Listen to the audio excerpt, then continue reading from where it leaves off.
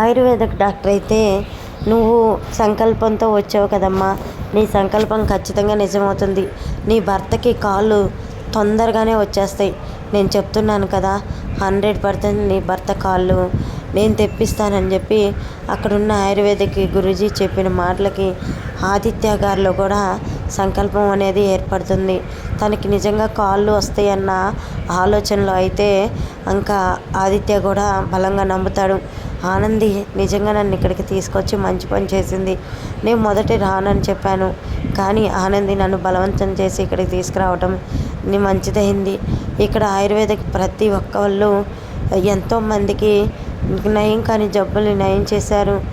కాళ్ళు లేని వాళ్ళకి కాళ్ళు తెప్పించారు. నాకు కూడా కాళ్ళు తెప్పిస్తాడని ఆదిత్య అయితే ఆలోచిస్తూ ఉంటాడు.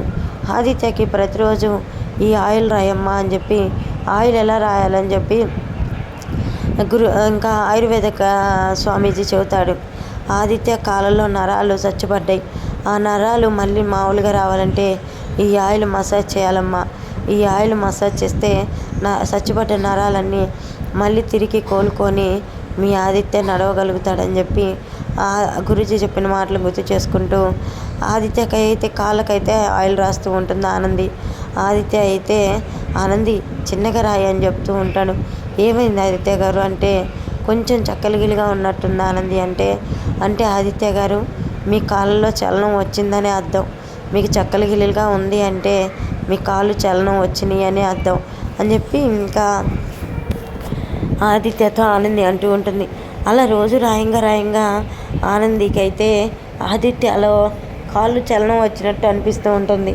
ఇంకా గురూజీ వచ్చి, ఈరోజు మీ హస్బెండ్ని లేచి నడవాలమ్మా, లేచి నడిస్తే అతని కండిషను ఎంతవరకు మెరుగుపడిందని మేము చూస్తాం, లేచి నడిపించమ్మా అని చెప్పి అనగానే, లేచి నడిపియాలా ఏంటండి మీరు చెప్పేది, నాకు అర్థం కావట్లేదు.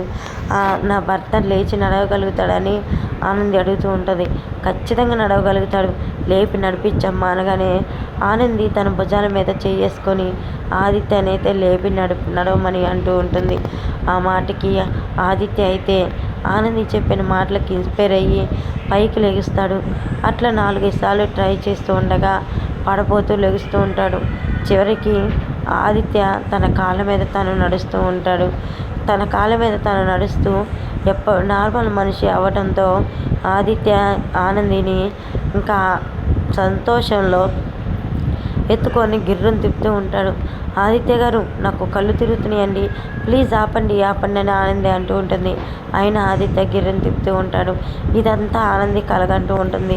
ఇలా జరిగితే బాగుండు కదా, నా భర్తకి తొందరగా కాళ్ళు వస్తే బాగుండు కదా అని చెప్పి ఆనంది ఆలోచిస్తూ ఉంటుంది.